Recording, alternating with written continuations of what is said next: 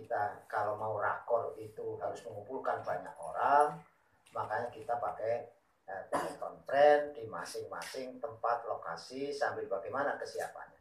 Sebenarnya kan kita mau rakor, Forkompinda bersama dinas instansi terkait, tapi itu orangnya lebih banyak. Kita memberikan himbauan dengan edaran bupati, tapi juga kita masih mengumpulkan banyak orang, itu kan juga tidak elok. Maka kita pakai telekonferensi. Adapun ke depan barangkali mau pakai puspindes maupun pakai Facebook juga bisa. Itu kan biasa tuh, apa teman-teman online di Facebook kan sudah biasa itu mungkin bisa saja, karena biar masyarakat juga ikut melihat bagaimana sih kesungguhan pemerintah dalam hal ini menindaklanjuti apa yang harus kita lakukan, kan seperti itu.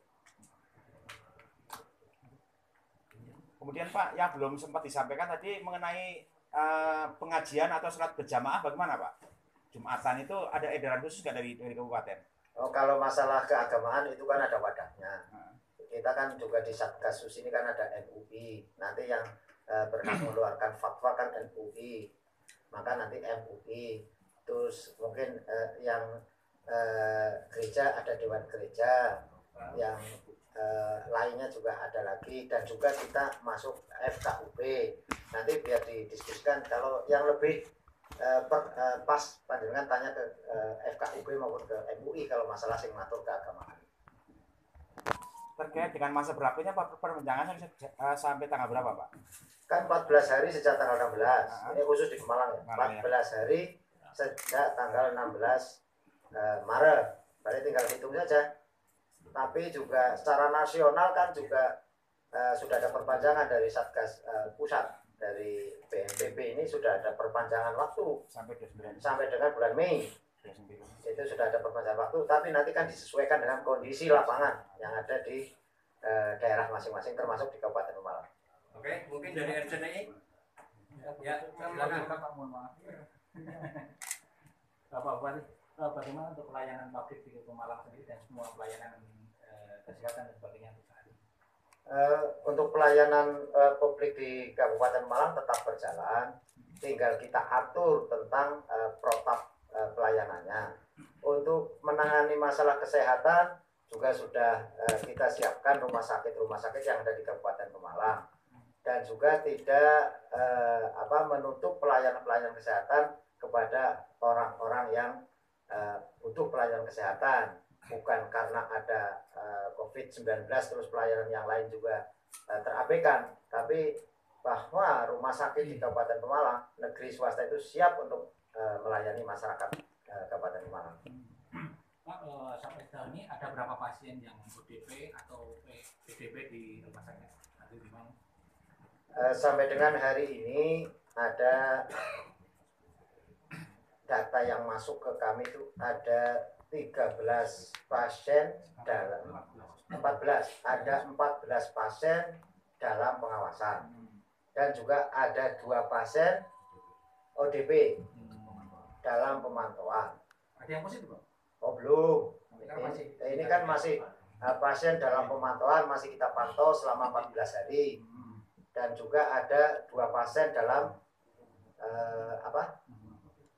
pemantauan. Itu ya ada 2. Itu 14 hari yang pengawasan. Ya, 2 orang PDP itu yang di rumah sakit. Ya. Kalau yang di rumah sakit 16. Yang di rumah sakit 2. Ya, PDP. Berarti PDP ada 2, ODP ada 16. Ya, balik. Itu yang hari ini data yang masuk kepada kami. Oke, Pak. Tambahan Pak, sepertinya ketersediaan rumah sakit di beberapa daerah yang berkaitan dengan penanganan belum mencukupi. Apa yang akan dilakukan oleh pemerintah daerah ini ketika menemukan kejadian seperti semalam? Artinya penanganannya agak terlambat karena memang dicek beberapa rumah sakit di Tegal, di Pekalongan dan sebagainya yang menjadi rumah sakit rujukan tidak ada ruangan. Kira-kira langkah apa yang akan dilakukan pemerintah daerah manakala menemukan seperti itu warga Pemalang?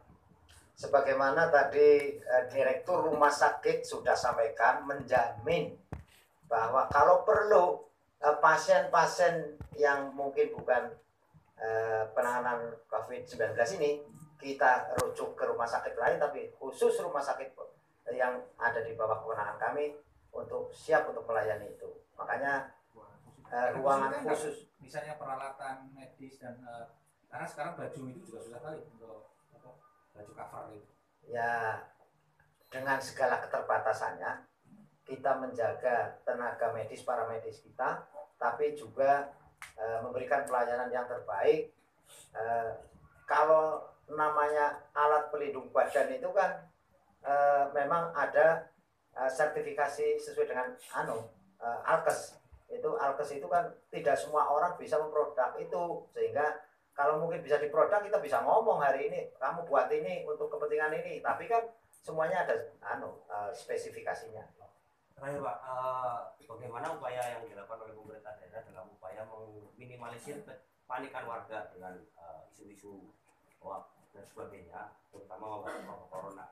Karena beberapa misalkan orang yang cuma flu dikira corona dan sebagainya, itu kan pasti menimbulkan kecemasan dan kepanikan warga. Juga misalkan dari peraturan puskesmas terdekat takut untuk menangani karena khawatirnya itu. Kira-kira langkah konkret apa yang dilakukan dalam upaya untuk meminimalisir kecemasan warga?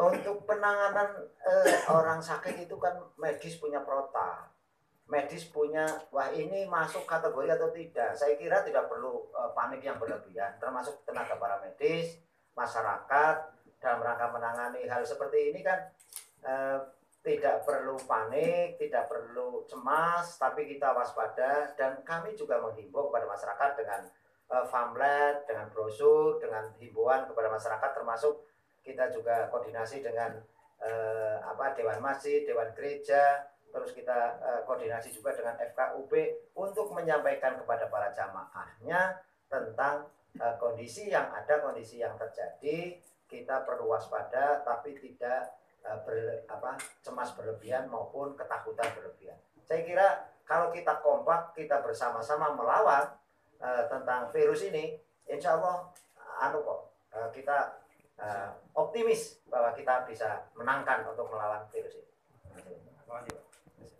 Yang lain. Cukup.